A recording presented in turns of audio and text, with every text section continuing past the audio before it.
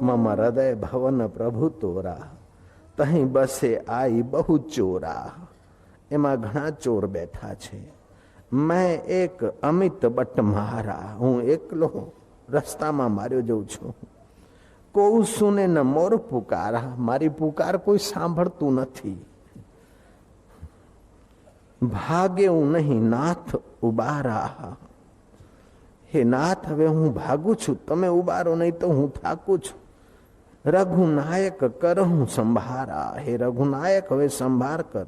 चिंता यही मोही अपारा, मने ए अपार चिंता छे। शू चिंता छे कि अपजस जानी होई तुम्हारा, तमारो अपयश थशे मने चिंता छे। कारण के मारू हृदय हतुं त्यां सुधी मने चिंता हती, पण ए मारू हृदय तारू घर कर्युं अने तारा घरमां चोर पेठा होय तो अपयश तारो थशे। आई जा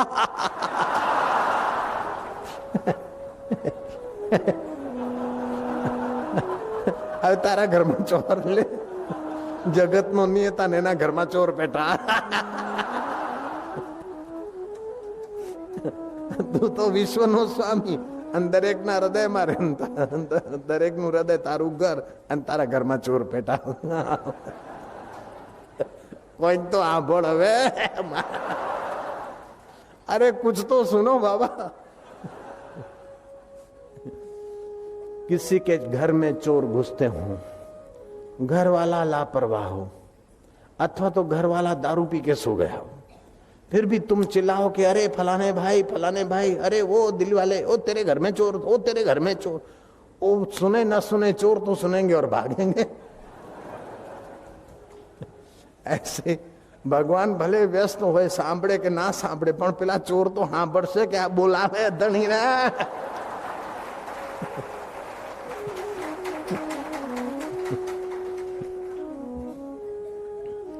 मम हृदय भवन प्रभु तोरा, ये तो पक्का करने जैसा है। मम हृदय भवन प्रभु तोरा, तही बसे आई बहु चोरा, तही बसे आई बहु चोरा। मैं एक अमित बट मारा, मैं एक अमित बट मारा। को सुने न मोर पुकारा, को सुने न मोर पुकारा। भाग्यू नहीं नाथ उबारा, रघुनायक करहूं संभारा, रघुनायक करहूं संभारा। चिंता यही मोही अपारा, मेरे को अपार चिंता हो रही है। चिंता यही मोही अपारा, अपजस जानी होई तुम्हारा, तुम्हारा अपजस हो जाएगा। तुम्हारे घर में चोर, चोर आए, चोर चोर रे चोर। हे महाराज सांभळो। इस भाव से भी आपके मन में प्रसन्नता आ जाए तो काम बढ़िया है, सौदा सस्ता है। कभी ये भाव तो कभी भगवान का नाम लेते लेते लेते दोनों हाथ ऊंचा करके प्रसन्नता को उभारो। भगवान बोलते मन प्रसाद सौम्यत्वम, मन की प्रसन्नता ये प्रसाद है। सौम्य भाव, खुशी ये प्रसाद है। इब्राहिम लिंकन अपने मेज के पास 10-20 छोटे मोटे जोक्स के किताब रखता था। पार्लियामेंट में सवाल जवाबों में जब थकान उबान महसूस करता, रिसेस करवा के अपने शांत कमरे में जाता और जोक्स के किताब पढ़ता। हल्की बातें सुन पढ़कर भी अगर हंसी लोग करके स्वस्थ हो सकते हैं, तो आप तो तुलसीदास की और कन्हैया की और गुरुओं की बात याद कर, ऊंची बात करके और ऊंची याद करके, ऊंची मजाक करके, ऊंचा हास्य करके अपना जीवन ऊंचा क्यों नहीं कर सकते। जय श्री कृष्ण। काका कालेलकर लिखते हैं कि 1 घंटा तो रोज हंसने के लिए अलग से रखना चाहिए, लेकिन मैं कहता हूं कि अलग से 1 घंटा रखो ये भी मुसीबत। जब मौका मिले 1-8 घंटे में 2-5 मिनट गाबड़ा पाड़ दो हंसने के लिए, तो वो और ज्यादा फायदे वाला हो। अब हम 2 घंटे सत्संग करें, 2 घंटे काम करें, 2 घंटे ये करें, 23 घंटे में 1 घंटा अलग से हम हंसे, तो ये नहीं हो सकता। लेकिन 1 घंटे में 2-5 मिनट हंसी खुशी हो जाती है, तो 1 घंटे का कार्य भी हमारा निर्दुख होता है, प्रसन्न हो जाता। हंसते के साथ हंसे दुनिया, रोते को कौन बुलाता। કેટલા કામ બે ओम भूर्भुवः स्वः तत्सवितुर्वरेण्यं भर्गो देवस्य धीमहि धियो यो न प्रचोदयात्। ओम अल्लाहु अकबर। ओम नमो शिवाय, ओम नमः शिवाय, ओम नमो भगवते वासुदेवाय, ओम नमो भगवते वासुदेवाय। अब तू जप करता है कि लड़ाई करता है? કેટલાક લોકો પાછા ધ્યાન કરે,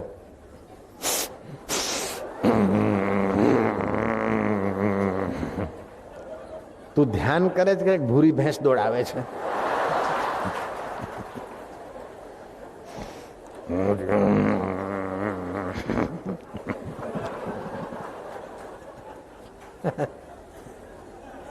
तू ध्यान करता है कि भूरी भैंस दौड़ाता है? हरिओम।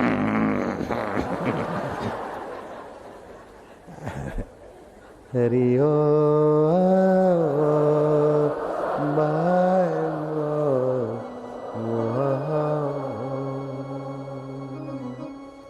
मधुरम मधुरे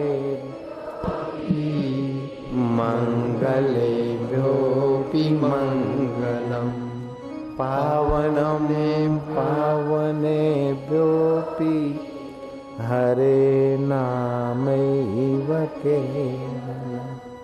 निश्वासे नहीं विश्वास कदा रुद्धोर्भविष्यति। कीर्तनीयं मतो बाल्या हरे नामैव केवलम्। ऋषि કહે છે કે ભગવાનનું નામ મધુરથી મધુર છે, પાવનથી પણ પાવન છે। નિશ્વાસનો કોઈ ભરોસો નથી, પ્રાણ પખેરું ક્યારે નીકળી જાય કંઈ કહેવાય નહીં। નિશ્વાસે નહીં વિશ્વાસ કદા रुद्धोर भविष्यसि। कीर्तनीयम मतो बाल्यात हरे नामैव केवलम। बाल्यकाल से ही हरि के नाम का आश्रय लो। हरि के नाम के साथ, आश्रय के साथ, हरि के साथ अपना जो सनातन संबंध है, तुलसीदास जी ने जो बताया उस ढंग से कहो। मैं मम हृदय भवन प्रभु तोरा। मारू हृदय तारू भवन छे, तारू घर छे। मारू हृदय प्रभु तारू घर छे, मेरा हृदय तेरा घर है। तह बसे आई बहु चोरा, उसमें बहुत चोर घुसे हैं। खिन्नता, अशांति, क्रोध, लोभ, मोह, मद, मात्सर्य, घमंड, इस प्रकार से शांति और आनंद को चुराने वाले चोर घुस के बैठे। मैं एक अमित बट मारा, मैं एकल दोकल वटे मार्गु जैसा मारा जा रहा हूं।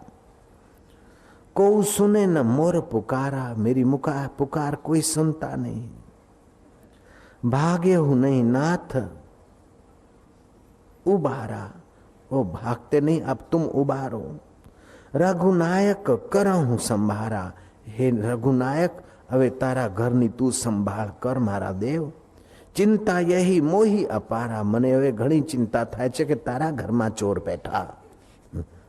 અબજસ જાને હોય तुम्हारा, મને લાગે છે કે તમારો અબજસ થશે એટલે પણ આ ચોરોને ભગાડો અને તમારું ઘર હાચવો।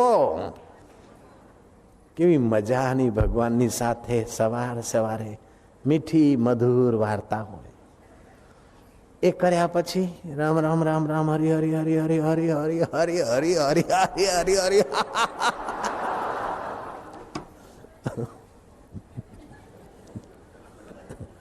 हरि ओम हरि ओम हरि ओम हरि ओम हरि ओम हरि ओम हरि ओम हरि ओम हरि ओम हरि ओम हरि ओम हरि ओम हरि ओम हरि ओम।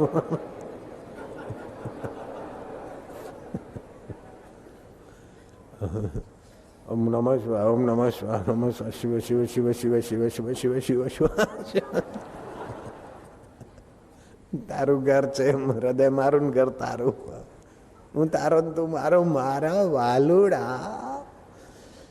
इस प्रकार आप मन प्रसाद अच्छी तरह से उभार सकते हैं।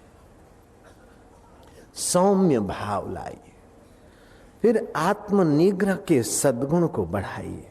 गाड़ी कितनी बढ़िया हो लेकिन ब्रेक के बिना गाड़ी व्यर्थ है। कई बार सुना होगा साइकिल आ रही बड़ी तेजी से, और सिपाही ने विसल मारा कि बिना बत्ती साइकिल रोको। साइकिल वाला ने कहा कि ए खाकी कपड़ा किनारे हो जाओ, सपाटा हटी जा, पेलो के साइकिल उभी राख, पेलो के खसी जा नहीं तो तारा माथे पड़ीश, बत्ती नहीं शू ब्रेक पण नहीं तारा माथे पड़ीश ल्या। तो मैं पूछता हूं कि आपके जीवन की गाड़ी में ज्ञान की बत्ती और संयम की ब्रेक है कि नहीं? अगर नहीं है तो फिर गाड़ी कहीं किसी पर भी गिर सकती है। गाड़ी में जो ट्यूब पड़ता है, टायर पड़ता है, घंटड़ी लगती है, वो साइकिल के लिए नहीं लगती है, मुसाफिर के लिए लगती है। कार में जो सीटें लगती वो कार के लिए नहीं लगती, कार में बैठने वाले के लिए लगती। ऐसे तुम्हारे शरीर में जो मन, इंद्रियां, बुद्धि और सब पुर्जे लगे हैं तो शरीर के लिए नहीं लगे, तुम्हारे को परमात्मा तक पहुंचने के लिए इसमें साधन लगे हैं, इसलिए इसका उपयोग करो। शरीर ये जीवन का फल भी नहीं है और शरीर साध्य भी नहीं है। शरीर फल भी नहीं है और साध्य भी नहीं है। शरीर तो केवल साधन है और साधन को आपको कहाँ जाना ये पता नहीं है तो साधन का उपयोग क्या? इधर उधर भटक के खत्म कर दोगे। आपको जाना है ऐसी जगह पर कि जहां से फिर पतन न हो, पहुंचना है ऐसी जगह पर कि फिर दुख आपको छू न सके, जानना है ऐसी चीज को कि जिसको जानने के बाद कुछ जानना बाकी नहीं रहता, पाना है ऐसे सुख को जिसको पाने के बाद कुछ पाना बाकी नहीं रहता है, और मिलना है ऐसे पिया को कि जिसको मिलने के बाद सारी दुनिया तुम्हारे लिए दीवानी हो जाए।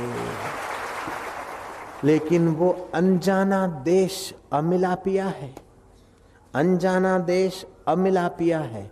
अनजाने देश में और अमिला पिया में ले जाने वाला कोई राहनुमा होना चाहिए। जो राहनुमा है उन्हीं को बोलते सद्गुरु, क्योंकि वो देश सत्य स्वरूप ईश्वर का है। सद्गुरु मेरा सुरमा करे शब्द की चोट, मारे गोला प्रेम का हरे भरम की कोट। ये भ्रांति हो गई कि हम फलाने हैं, ये भ्रांति हो गई कि ये मेरी इज्जत है, ये मेरी आबरू है, ये मेरा मकान है, ये मेरा घर और ये मैं शरीर हूँ, मैं फलाना हूँ। ये भ्रांति है, ये अज्ञान है। इस अज्ञान को दूर करने के लिए आत्मज्ञान की जरूरत है। ये आत्मज्ञान देने वाले सद्गुरु दाता बड़े उदार आत्मा होते, और आत्मज्ञान सुनने से जो पुण्य होता है, जो लाभ होता है, गजब का। स्नातम तेन सर्व तीर्थम, उसने सारे तीर्थों में स्नान करने का फल पा लिया जिसने आत्मज्ञान का सत्संग सुना। दातम तेन सर्व दानम, उसने दान पुण्य कर लिया। कृतम तेन सर्व यज्ञम, उसके द्वारा सारे यज्ञ हो गए और उसके द्वारा सारे पितरों को तर्पण हो गया। जिसने एक क्षण भी परब्रह्म परमात्मा का सत्संग सुनकर उसमें विश्रांति पाई, ये ऐसा है। कबीर ने कहा तीर्थ नाये एक फल, संत मिले फल चार, सतगुरु मिले अनंत फल, कहत कबीर विचार। अनंत न अंत इति अनंत, उस अनंत फल को पाने के लिए, अनंत जन्मों के पाप ताप मिटाने के लिए, अनंत जन्मों की बेवकूफी हटाने के लिए, अनंत जन्मों के उस प्यासे बिछड़ान को समाप्त करने के लिए आपके अंतःकरण में जिज्ञासा होनी चाहिए, तड़प होनी चाहिए, मांग होनी चाहिए। अगर मांग नहीं है तो गुरु क्या करे? गुरु की ये विशेषता कि मांग जगा दे। आपके हृदय में मांग नहीं होगी तो आप वहां पहुंचेंगे नहीं। आप मांग जगा दे। તમારી आवश्यकता है कि बद्धा दुखोती छूटवानी चावी। आप चाहते हैं कि मेरे को कोई दुख ना हो, लेकिन मांग उस प्रकार की नहीं है। आप चाहते बेटा मिल जाए, छोकरे की शादी हो जाए, मकान हो जाए, ये छोटी छोटी मांग। एक बार बड़ी मांग कर लो। एक कुंवारा था, उसकी शादी नहीं हो रही थी, गया गुरु के पास, गुरु ने कहा मैं तेरे को शादी का मंत्र दे दूं, शादी हो जाए, फिर आएगा गरीबी मिटाने के लिए, फिर तू गरीबी मिटाने का मंत्र करेगा वर्षों तक, फिर गरीबी मिटाने वाला देवता है।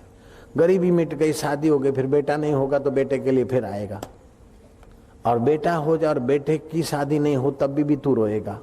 मैं तेरे को एक ही मंत्र दे देता हूं, अमुक देवता आ जाएंगे और तू उनसे मांग लेना कि मैं अपने पुत्र वधू को सुवर्ण के कलश में छाछ बिलोता देखूं, मैं अपनी बहू को, बेटे की पत्नी को सोने के कलश में छाछ बिलोता देखूं। अब बेटे की पत्नी तब आएगी जब तेरी पहले आएगी, और तेरी आएगी और बेटा होगा, और फिर बेटा बड़ा होगा और धन भी आएगा, तब तो सोने के कलश में उसकी बहू, उसकी पत्नी छाछ बिलोएगी। एक ही मंत्र से सब काम हो जाए, लेकिन मैं इस मंत्र पर भी राजी नहीं होता हूं। शादी भी हो गई, बेटा भी हो गया, बेटे की पत्नी भी आ गई, पैसे भी आ गए, लेकिन फिर भी एक दिन छोड़ के मरना पड़ेगा, और फिर जीवड़ा बनकर किसी के पेट में लटकना। मैं तो इससे भी बढ़िया मंत्र देना चाहता हूं, जयराम जी की, तुम्हारी बहू सोने के कलश में छाछ बिलोए, ये भी मेरी नजर में छोटी बात है। मैं तो ये चाहता हूं कि तुम्हारी बहू नहीं, लेकिन तुम्हारी वह बेटी, तुम्हारी बेटी ऐसे को बिहाए जो विश्व का स्वामी हो। बुद्धि रूपी तुम्हारी बेटी विश्वनीयता परमात्मा को बिहा दो, बस कल्याण हो जाएगा। भीष्म पितामह कहते हैं कि कृष्ण, मैं अपनी बेटी तुम्हारे को अर्पण कर रहा हूं, जिसको मैंने जप तप से पवित्र रखी है, सुंदर बना रखी है, और उसको तुम ही वरण करो। ये मेरी बुद्धि रूपी बेटी अगर तुमको दे दी तो मेरा जन्म मरण पूरा हो गया। जब तक बुद्धि है, ये चाहिए वो चाहिए, इधर जाना है उधर जाना है, तब तक भटकना है। बुद्धि लग गई तुम्हारे साथ तो मैं अलग कैसे हो सकता हूं। गीता कहती है तस्य प्रज्ञा प्रतिष्ठिता, उसकी प्रज्ञा पर ब्रह्म परमात्मा में प्रतिष्ठित हो जाती। तो आप बुद्धि में ऐसा जिज्ञासा भरो कि बुद्धि रूपी बेटी पर ब्रह्म परमात्मा को वरण कर ले।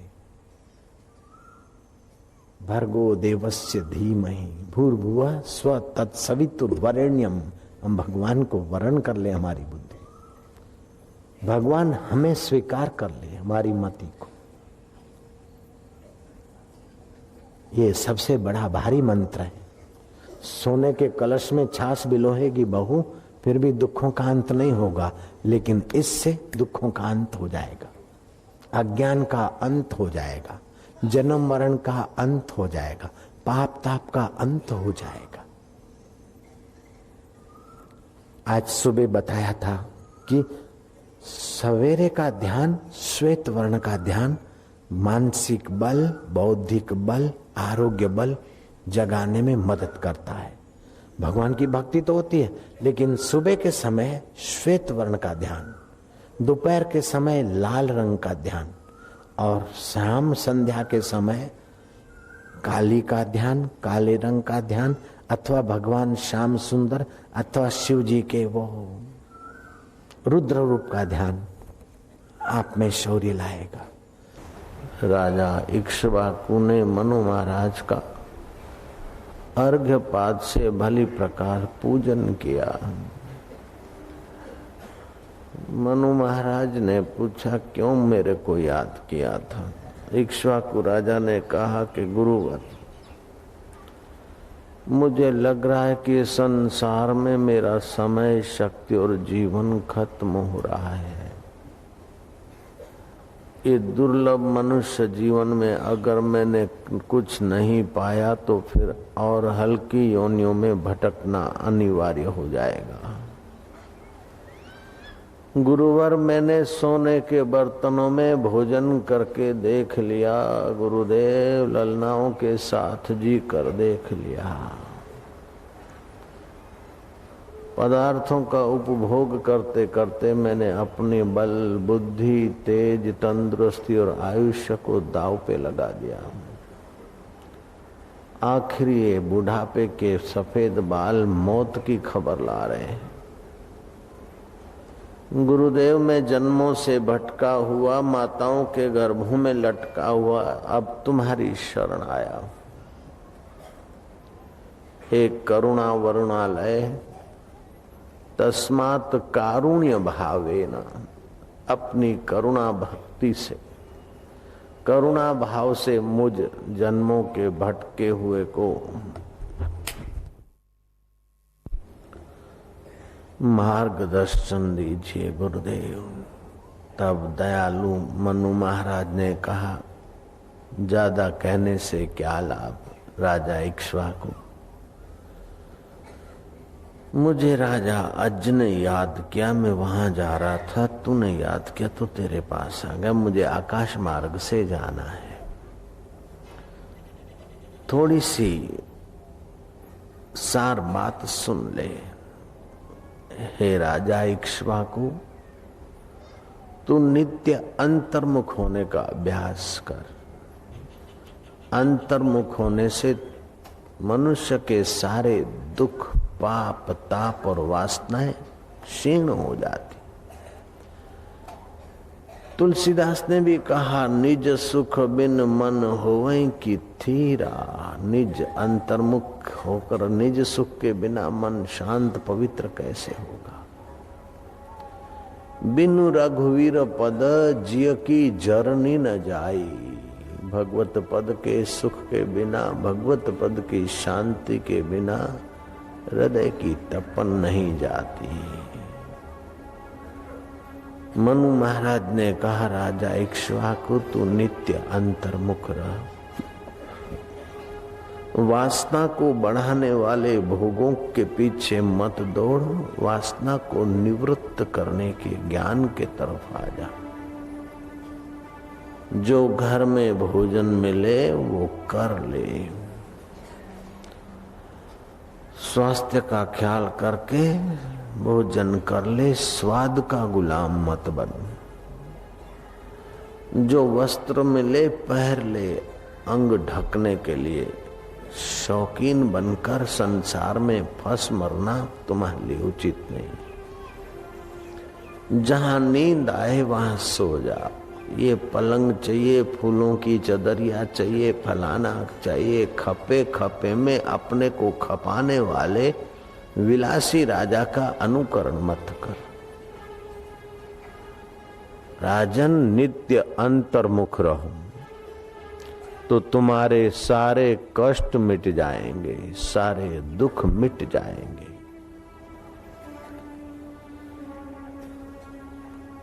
और अपने आत्म परमात्मा का ज्ञान तेरे हृदय में जगमगाएगा। सुना हुआ ज्ञान प्रकट होगा कि तू असंग आत्मा है। राजा, तूने राज्य वैभव तो भोगा, लेकिन आयुष्य नष्ट हो गई। अब तू आत्म वैभव भोग ले ताकि जीवन मुक्त हो जाए। जीते जी मौत के प्रभाव से परे अमर आत्मा का अनुभव हो जाए। जहां कोई दुख नहीं, कोई शोक नहीं, कोई मुसीबत नहीं, कोई पाप ताप छू नहीं सकता, ऐसा तेरा आत्मा है। उसको जानकर तू सब दुखों से छूट जा। मीराबाई ने तुलसीदास को पत्र लिखा था। श्री तुलसी सुख निधान, दुख हरत गुसाई। हे संत सुख निधान, दुख हरने वाले, बार ही बार प्रणाम करूं, अब हरो शोक समुदायी। ये मेवाड़ की रानी कहलाती हूं, लेकिन ये शोकाकार है। ये हीरे मोती जवाहरात और भोग तो भविष्य में दुख देने वाले हैं। महाराज, मेरा शोक निवृत्त हो, ऐसा उपाय बताओ। बार ही बार प्रणाम करूं, अब हरो शोक समुदायी।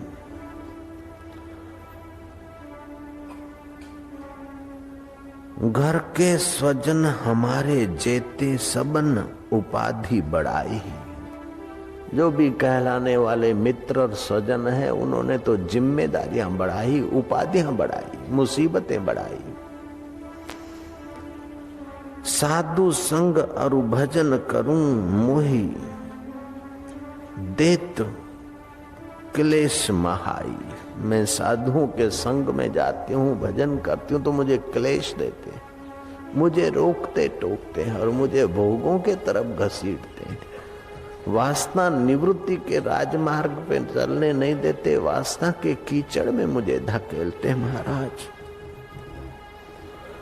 बालपन में मीरा कीन्ही गिरधर लाल की मिताई। मैंने बाल्यकाल से गिरधर लाल की मिताई की, बंसीधर की मिताई की, जो सदा अपने आत्म सुख में रमण कर रहे हैं, ऐसे श्री कृष्ण से मैंने मित्रता की है, संबंध जोड़ा है। मैंने योगेश्वर से संबंध जोड़ा है, संसारी मुझे भोगों से संबंध जोड़ने को घसीट रहे। महाराज आप मुझे सहाय करो।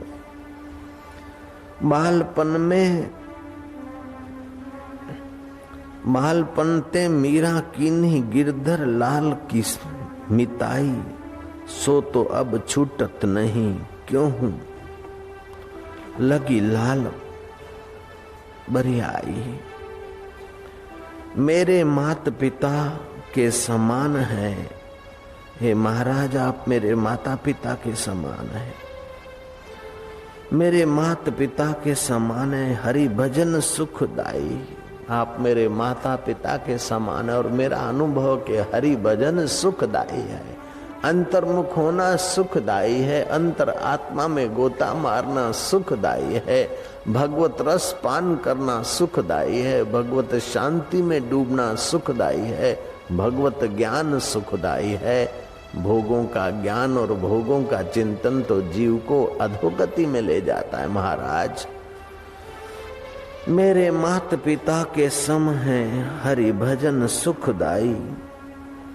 हमन को कहा उचित कर भी को है, सो लिखियो समझाई। अब मेरा स्त्री शरीर है महाराज, घर वाले मुझे दबोचते हैं गहने गांठों के तरफ, मेवे मिठाइयों के तरफ, इच्छा वासना भड़काने के तरफ ले जाते हैं, जिससे नरकों में पड़ना पड़ेगा। महाराज अब आप मुझे कृपा करके पत्र लिखकर मुझे समझाओ कि मुझे क्या करना चाहिए। मीरा का पत्र गोसाई तुलसीदास ने पढ़ा और परमेश्वर के शांत स्वभाव में गोता मारा। जो प्राणी मात्र का आधार है, प्राणी मात्र का सुहृद है, प्राणी मात्र का सच्चा हितैषी है, मित्र है, उस परम मित्र में उस महापुरुष ने क्षण भर शांति पाकर पत्र लिखना आरंभ किया।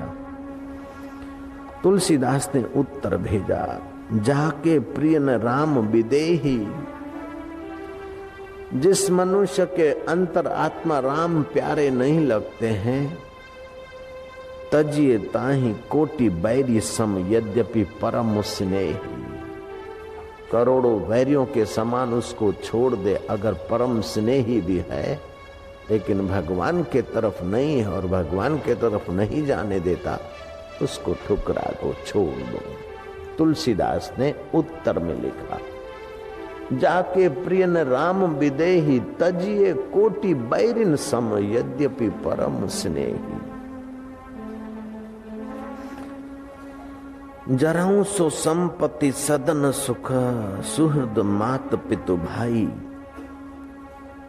वो जल जाए संपत्ति, वो जल जाए सुख भोग की वासनाएं, वो जल जाए माता पिता के संबंध, जो सच्चे परमेश्वर से संबंध जोड़ने में रुकावट करते, उन सारे भोगों को आग लगे, उन संबंधों को आग लगे। जीव आत्मा का असली संबंध तो परमात्मा के साथ है और सुखदायी वही है, बाकी सब धोखा है।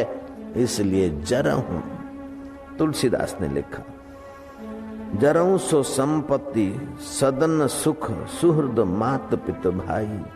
सन्मुख होत जो, राम पद करई न सहर्ष सहाय। ये माता पिता, सगे संबंधी, भोग वासना, ये संबंध सारे जल जाएं जो भगवत शांति के तरफ, भगवत सुख के तरफ जाने में सहायता नहीं करते हैं। मीराबाई लग गई और पहुंच गई परमात्मा सुख तक। ऐसे ही मनु महाराज का उपदेश सुनकर राजा इक्ष्वाकु लग गए। मनु महाराज ने कहा, राजन तुम नित्य अंतर्मुख हो, फिर तुम्हारा दिव्य ज्ञान, सुख और आनंद प्रकट होगा। संसार के तापों में तपे हुए मनुष्य के लिए योग परम औषध है। संसार तापे तप्ता नाम योगो परम औषधः। संसार के तापों से जो तपे हैं बेचारे जीव, उनके लिए भगवत ध्यान योग परम औषध है। पृथ्वी का राज मिल जाए, पूरे वर्ल्ड का राज मिल जाए, लेकिन भगवत मेडिटेशन, भगवान का ध्यान नहीं मिला तो आदमी कंगाल है। वाइन पिएगा, लेडी के पीछे जाएगा, मरेगा, जन्मेगा। रूखी रोटी मिलती है और भगवान का ध्यान मिलता है, भगवान का सुख मिलता है, तो समझो वो भाग्यशाली, लक्की है। अगर भगवत ध्यान और भगवत सुख नहीं है तो वो अभागा है। वो अपनी योग्यता नश्वर चीजों में नाश करके फिर क्या पता एनिमल होता है, ट्री होता है, कि मनुष्य होता है, कि कीट पतंग होता है। दुख ही दुख है। हे राजा, जो अंतर्मुख होकर अपने आत्मा परमात्मा के ज्ञान को पाते, ऐसे ज्ञानवान जिस ईंट पर पैर रखते वो ईंट पूजने योग्य हो जाती। ऐसे ज्ञानवान जिस पर दृष्टि डालते, उनकी दृष्टि से आध्यात्मिक पवित्र तन्मात्राएं बरसती। वे पुरुष जिस वस्तु को छूते हैं वे वस्तु प्रसाद हो जाती है, और जो वचन बोलते हैं वो दुख नाशक बन जाते हैं। ऐसा पवित्र वो परमात्मा का ध्यान है। आंख के 13 पलकारे गिरे, उतनी देर भी परब्रह्म परमात्मा के ध्यान में कोई डूब जाए तो उससे जगदान करने का फल होता है। भगवान शंकर ने वशिष्ठ को कहा, 17 निमेष, 17 बार आंख के पल के, अथवा तो निमेष यूं कहते हैं, एक घुटने से हाथ चला, दूसरे घुटने से घूमकर चुटकी बजाई, उसको एक निमिष बोलते। ये 1, ये 2, ये 3, ये 17 निमेष उस परमात्मा में ठीक से शांति पाई तो उसे बाज पे यज्ञ करने का फल होता है। 1 घड़ी 22.5 मिनट अगर उस परमात्मा में ठीक से शांत हो गया तो उसे राजसु यज्ञ करने का फल होता है। और 1 पहर अगर उस परब्रह्म परमात्मा में समाधिस्थ हो गया तो उसे अश्वमेघ यज्ञ करने का फल होता है। जिन संतों के दर्शन करने से संसारी लोगों के पाप ताप निवृत्त होते हैं, जिन संतों के दर्शन करने से संसारी लोग पुण्यात्मा बनते हैं, ऐसे संत भी परब्रह्म परमात्मा का ध्यान करके स्वयं पावन होते और दूसरों को पावन करते हैं। ऐसा है परमेश्वर का ध्यान, ऐसा है परमेश्वर की शांति। महामूर्ख में से महाकवि कालिदास कैसे बने? भगवान नाम जप करते करते ध्यान में मग्न हो गए। संसार के तापों से निवृत्त हो जाता है। वासना निवृत्ति का ये सुंदर उपाय, वासना क्षय का, दुख क्षय का, पाप क्षय का, बेवकूफी के अंत का, इससे बढ़िया कोई उपाय आज तक हमने नहीं देखा। भगवत ध्यान, भगवत नाम और भगवत प्रीति के निमित्त कर्म करें। कुछ कर्म प्रकृति के प्रवाह से होते हैं, कुछ कर्म अपनी वासना से होते हैं, कुछ कर्म नाना नानी दादा दादी के संस्कार जो खून में होते उनसे होते हैं, लेकिन ये सारे कर्मों और वासनाओं में सत्ता तो परमात्मा की है। तो परमात्मा की प्रीति का उनको मोड़ दे दे तो निर्बंध हो जाएगा। युद्ध के मैदान में घोर कर्म कर रहे हैं अर्जुन, फिर भी कर्म का बंधन नहीं लग रहा है। ये कर्म कौशल्य है, योग कर्म सुकौशलम। भगवान श्री कृष्ण का योग अद्भुत है, भगवान श्री कृष्ण का गीता का ज्ञान अद्भुत है। होना तो ये चाहिए कि उपदेश देने वाले ऊंचे गद्दी पे, सुनने वाले शिष्य नीचे बैठकर ग्रहण करे, जैसे टांकी ऊपर होती है बाल्टी नीचे। लेकिन कृष्ण ने गजब कर दिया है। तो कृष्ण सारथी, घोड़ा गाड़ी चलाने का काम कर रहे, तो अर्जुन की आज्ञा मानना चाहिए। लेकिन कृष्ण अर्जुन को उपदेश दे रहे, ज्ञान दे रहे। कैसे अद्भुत हैं कृष्ण अपने निष्ठा में। और उसी ज्ञान से अर्जुन के सारे शोक दूर हुए, अर्जुन के सारे कर्म बंधन कट गए। अर्जुन कर्म, घोर कर्म, युद्ध जैसे कर्म करते हुए भी निर्लेप नारायण पद को प्राप्त हुआ।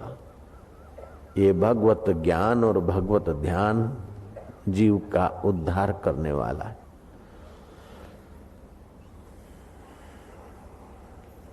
जो जीसस थे वही तुम हो, जो कृष्ण थे वही तुम हो, जो राम थे वही तुम हो।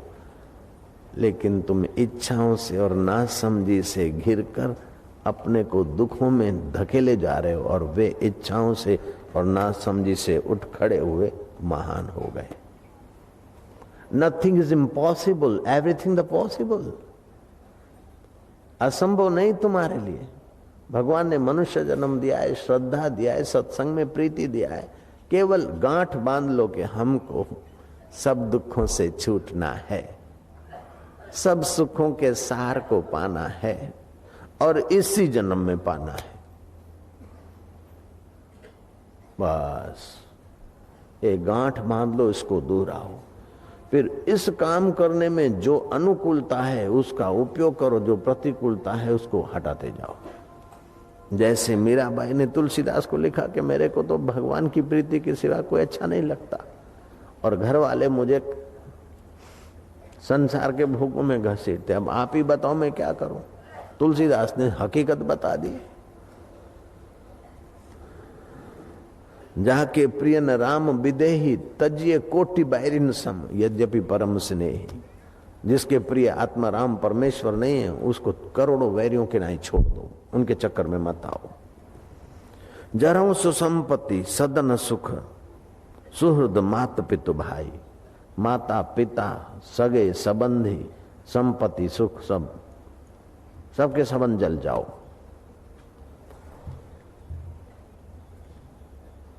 सन्मुख होए जो राम पद करहि न सहर्ष सहाय। जो ईश्वर के सुख के तरफ, ईश्वर के ध्यान के तरफ, ईश्वर के माधुर्य के तरफ जाने में मेरे को सहर्ष तुमको सहाय नहीं करते, उनको छोड़ो। ऐसे भोग, ऐसे वस्त्र, ऐसा भोजन, ऐसा सोचना छोड़ो।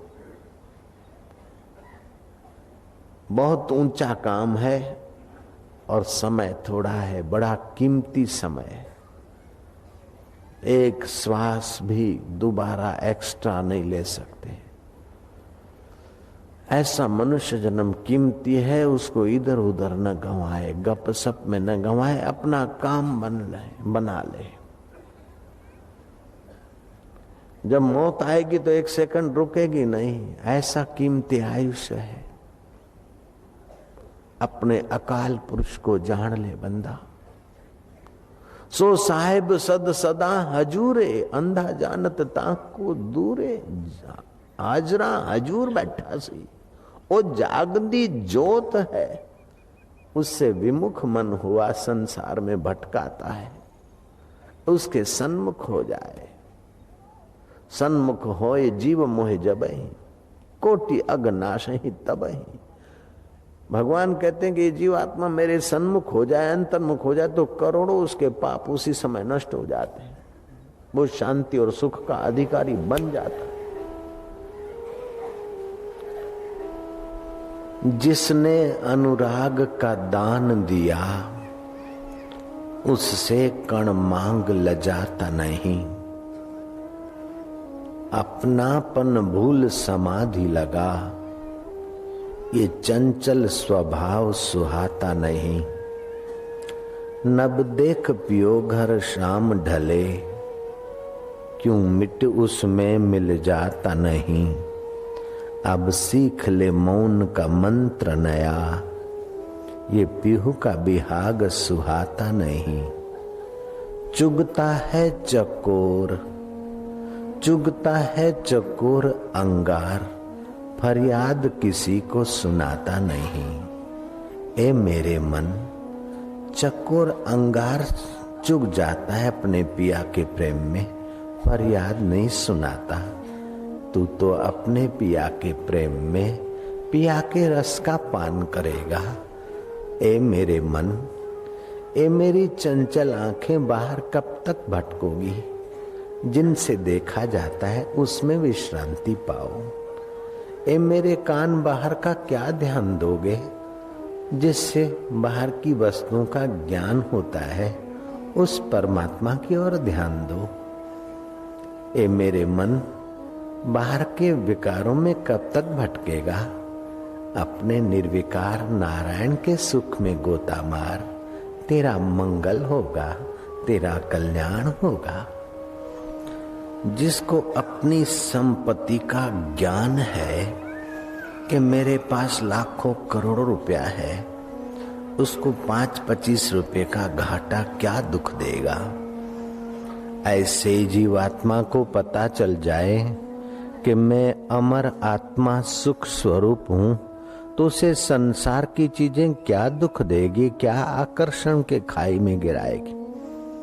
जब तक जीवात्मा को परमात्मा सुख का रस नहीं आता, जब तक जीवात्मा को परमेश्वर स्वभाव में विश्रांति नहीं मिलती, तब तक उसे डर लगता है कि कहीं ये छूट न जाए, कहीं वो चला न जाए, आम ना थई जाए, तेम ना थई जाए, नुकसानी ना पड़ी जाए, घर खाली ना करવું પડે, દુકાનનું આમ ના થઈ જાય, રૂપિયા પૈસાનું આમ તેમ ના થઈ જાય।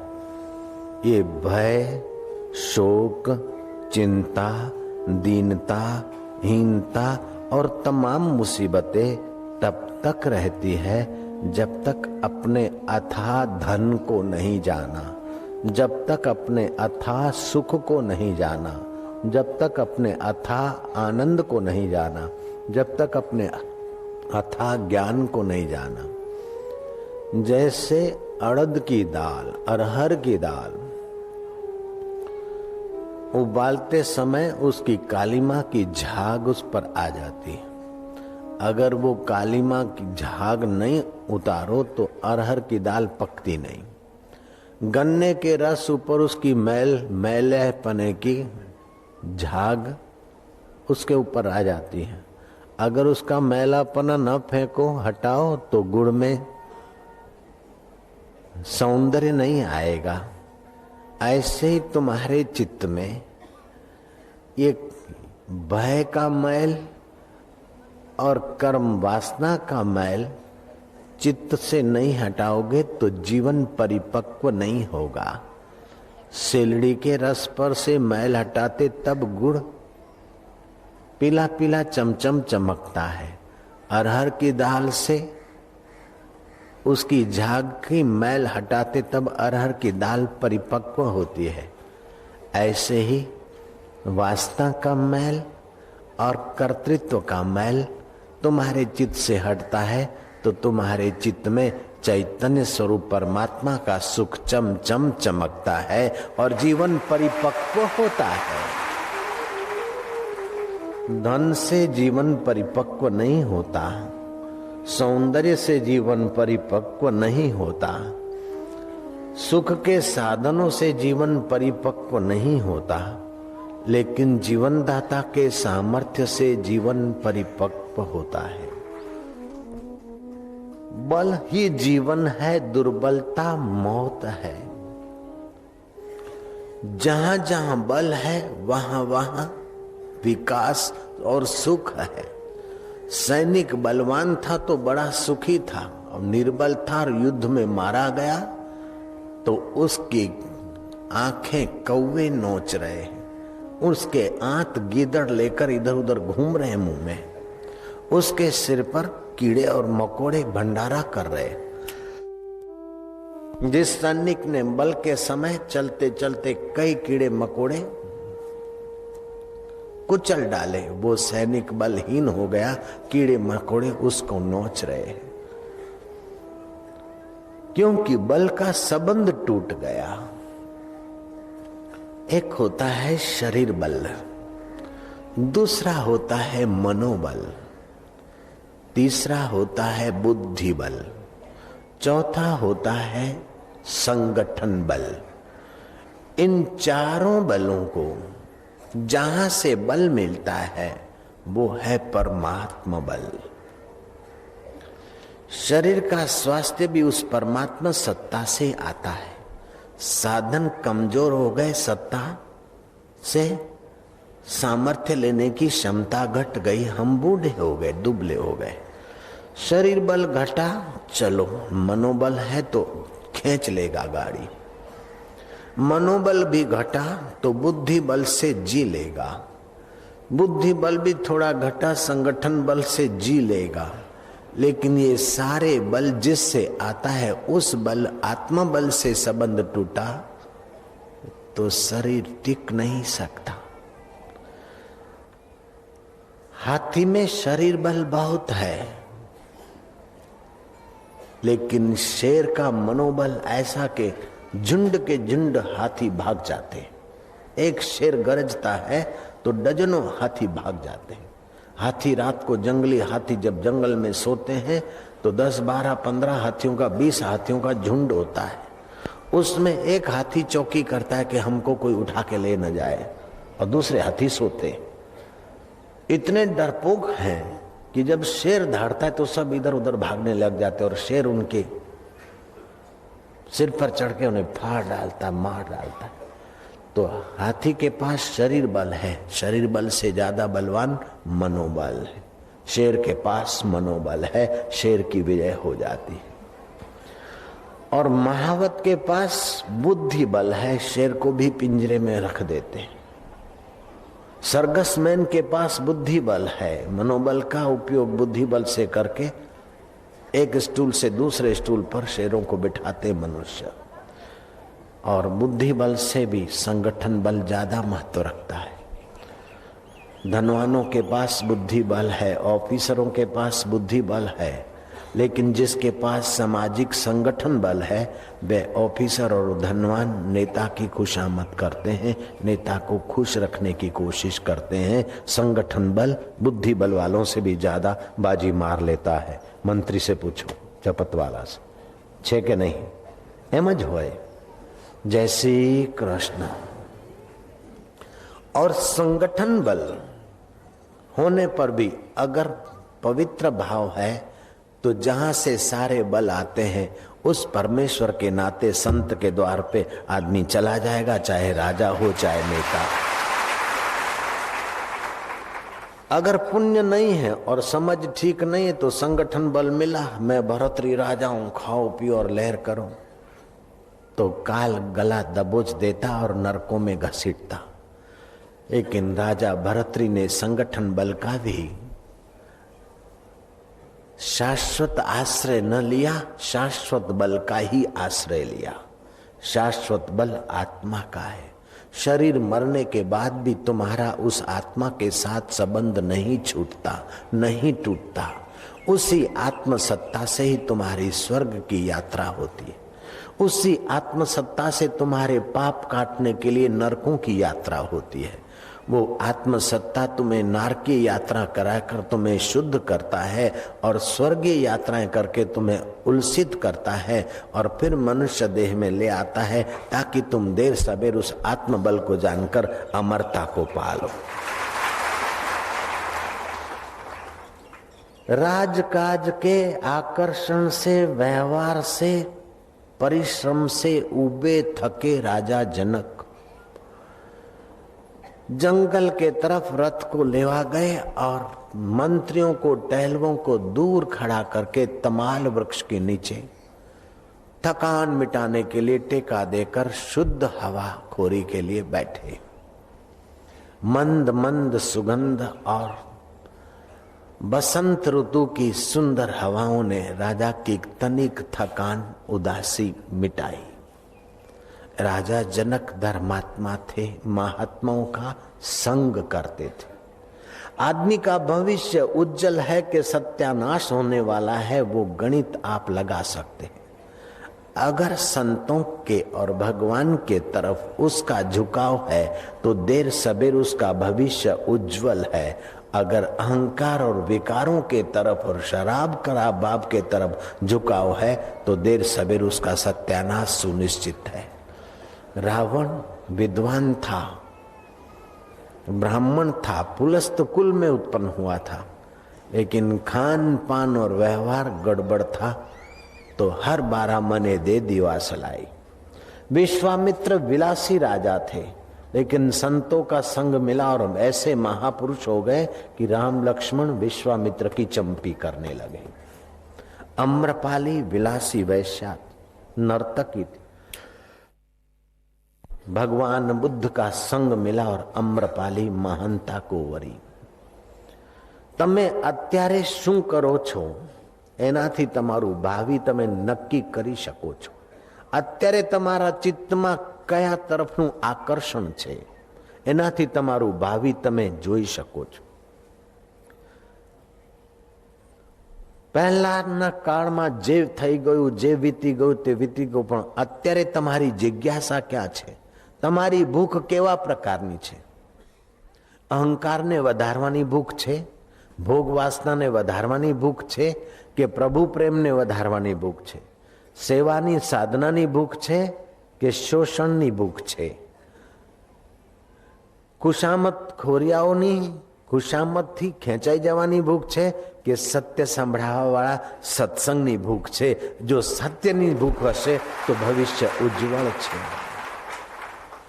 જેને લોકો માન આપતા હોય, જેને કુટુંબીઓ માન આપતા હોય કે નોકરો માન આપતા હોય, એવા દુકાનના કે ઘરના કે સમાજના કે પડોશના વડાએ જ્યાં માન ન મળે અને ખરી સંભળાવે તેવું સ્થાન પણ ચોક્કસ શોધી કાઢવું જોઈએ।